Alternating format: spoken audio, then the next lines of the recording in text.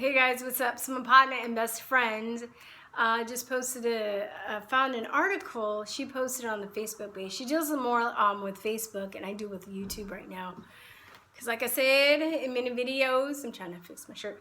She's busy, but she's good. She's a good researcher. So she's reading a lot, doing a lot of research, and she sends me stuff.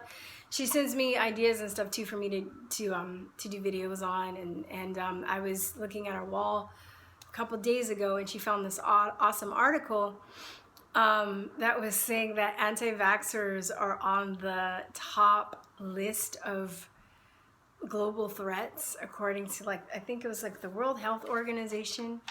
I want to be like, hashtag winning.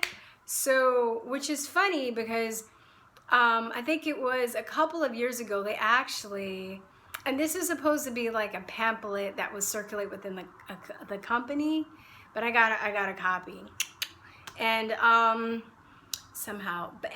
was basically talking about how to deal with vaccine hesitant people. That's what we're called now. We're called vaccine hesitant people.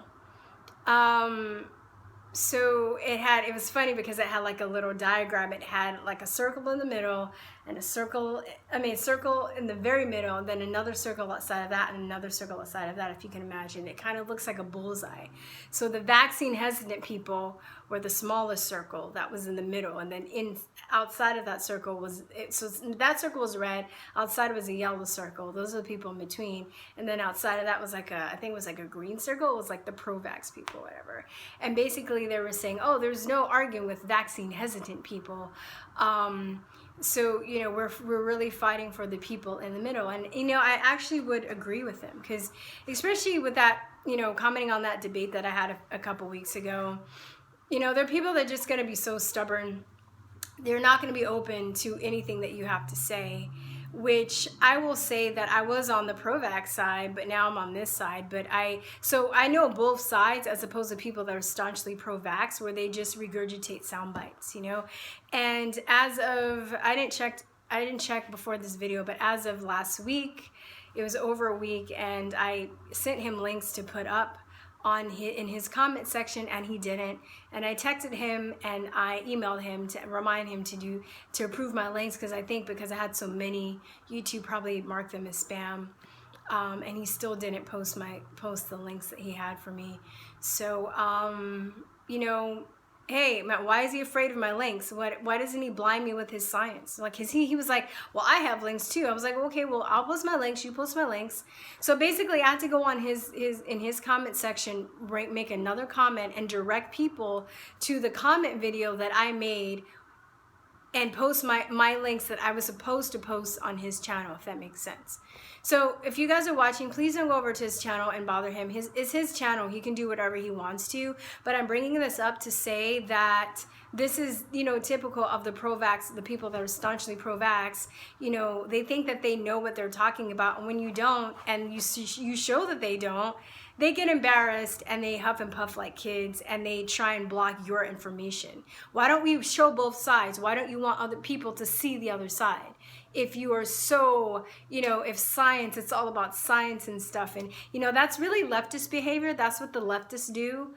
If we're categorizing, well, I will just say it's not. I will say this type of behavior is not only categorical to people that are left. It could be anybody, but I think right now, because we're so out of balance with our political system and the lies that are being told by our media and the deep state government, that, you know, this is what happens when, you know, people want to have a certain narrative, and they don't want you to you know, progress. They don't want other people to see the other side. Then they try and block your information, right? They try and say that you're hesitant. And it's even funny, because I remember it was a couple years ago, they actually, I think this is in Canada, they had a class where they were going to teach people that were anti-vaccine. They were gonna teach them, they were gonna have them take a class. And if they took this class, and after they had to take this class, and if they took the class and they still chose not to vaccinate their children, then they would grant them permission to. And they said the class actually made them more anti-vaccine. Which is funny, you know, and now they're, you know, I've seen studies, I've seen articles, they're just like, we don't understand, like, we tell people that, you know, vaccines save lives, and they just, you know, because they're stupid, and they think, you know, they deal with, like, they just think that we read that paper from Andrew Wakefield, and then we listened to Jen McCarthy, and, like, that's how we made our decision. Like, we couldn't have had a personal experience, we couldn't have listened to other doctors or scientists who are also critical of the safety and efficacy of vaccines, and made our decision that way. It's just always those two things. It's just always, oh my, that dastardly Andrew Wakefield paper and Jenny McCarthy, which actually, I didn't even know about that until later. Like, I learned that from the pro-vax lobby. Somebody came, they were like, you just want all the diseases to come back because you read that paper from Andrew Wakefield. I was like, I do? I'm like, who's he? And then I read it, and then I saw, I mean, that's another, I do believe that he was set up. That's another, rabbit hole that I think that you guys should go down, because he's basically, the same situation happened to him what happened with Kalvanoff, basically, where people were just, you know, basically a reporter was allowed to tell lies about him, and then, you know, people believed it. You know, and he was a fourth generation doctor who was highly acclaimed and had a lot of prestige behind him. He was excellent in his field, and he was what am I trying to say? They wanted to make an example out of him, I truly believe. So that's when they, you know, conspired against him through media and through the pharmaceutical industry to have his license revoked, and he didn't do anything wrong. And in fact, if you actually read the study, which some people think they shouldn't have to read, but you should read it, he never says that he thought that. He said, this is, I'm writing down what the parents said, that they notice a change in their children after the MMR vaccine. They notice the onset of autism at the MMR vaccine, and he says more research needs to be done. It was only like 12 people or 12 kids, and he actually wanted to do more research and have a bigger study going before he was you know, before this happened. But what you also don't hear about was they were already having issues with this vaccine, the MMR. In England, they actually had to stop it for a period of time. What is the word I'm looking for? They had to confiscate it, stop it, take it off the shelves, because the mumps version, there's a strain, there are different types of strain of mumps. So there's like Uribe, and there is Hiroshito, and the Uribe strain was actually, of the mumps that they were using for the vaccine, was causing meningitis. So they're already having issues with this vaccine, so they didn't want to have anybody, you know, of high prestige questioning this. So it was just, there's a lot of politics and other stuff that was in that situation. You should look into if you were interested. So I try not to get on tangents, 'cause I will nerd out. I just think it's so fascinating, because, you know, through learning about vaccines, I learned about history, I learned about psychology, I learned about medicine, I learned about just a lot of things, because it all kind of branches out into, I learned about media manipulation and control, propaganda, you know.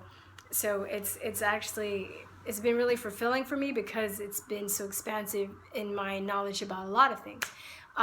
So speaking of going back to the vaccine hesitancy, it's really funny, because I was actually talking to this guy from the military, and this is like the third person from the military that I've talked to that has been telling me about vaccines without even knowing my stance on it. So they're actually trying to warn me, not knowing that I fucking can't stand vaccines, which is funny. So they're preaching to the choir, and I'm like, and then when they finish, I'm like, oh my God, I totally believe you. But this one guy was saying that he was in the military, and I guess there's a picture, I think we had it on one of our blogs one time, where they line you up and they put like 26 antigens in one shot, and they line you up and they just give them to you all at once. You're lined up basically like cattle, and they shoot you up with all these vaccines. And he said, I know, like, after I got those vaccines in the military, that I noticed a difference in my brain chemistry. And he was telling me that he had like headaches, he started having anxiety, he said that his brain was so unbalanced that he couldn't look at people because it was just so intense for him. Like, it sounds like he kind of became autistic as an adult, but he was developed mentally, so maybe he didn't regress as much. But he was saying, just like a lot of autistic kids that I know that I work with, that he couldn't even like look at people in the eye when he would talk to them. And then he said it was so intense that he'd be like in Walgreens at the front and he can hear conversations in the back of the store, which is interesting because I read an account of somebody that was autistic and they actually were recovered and were talking about like they could hear like they can hear the toilets flushing in the building. So a lot of times when you see autistic kids and they're like banging their head on the floor or they're experiencing a lot of that. There's another guy, I have to get it from April, but he's not, I don't think he's really verbal, but he's learned how to communicate through computers and he's very articulate. He's an amazing writer and he's able to he can't talk, but he can describe autism and what he's experiencing. And this is what's happening. A lot of people are experiencing this and if they're nonverbal or they're having pain and stuff and they can't like stop it. So that's where they're banging their heads up against the wall. They're in extreme pain or in extreme agony. Like think about like if you were that person that was able to hear like, 100 conversations at one time, like it would probably drive you crazy and you can't tell anybody about it. Like, oh my God. So I would say autism is varying degrees of brain damage. I will go into this more.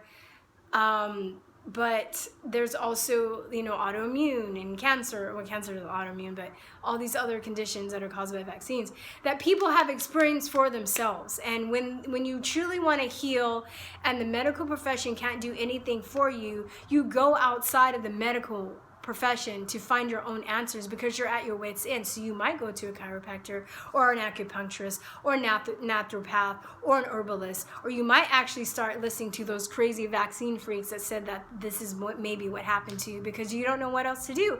And then you start going down that rabbit hole and you realize, oh, this is what happens. And then it leads you to your healing because the mainstream medical industry isn't going to help you, and they're not gonna admit that you were damaged by a vaccine. So my dear friend Liam, the late Liam Chef, said to me, don't worry, shortly before he died, don't worry, the vaccine, people are going to wake up about vaccines because every day when somebody gets injured, they're creating a new person that's anti-vaccine, and hence the term Ex-Vaxxer. Which is true, but it saddens me because I don't want to see anybody have to be injured in order to wake up to the fact that vaccines are BS. I think I cursed once in this video. All right, goodies that are like, you curse too much.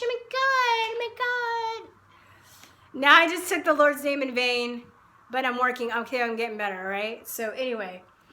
All right, guys, that's all I have to say about that. I will leave a link to the article and some other stuff I talked about below. And talk to you next time. Peace and love, guys. Bye-bye.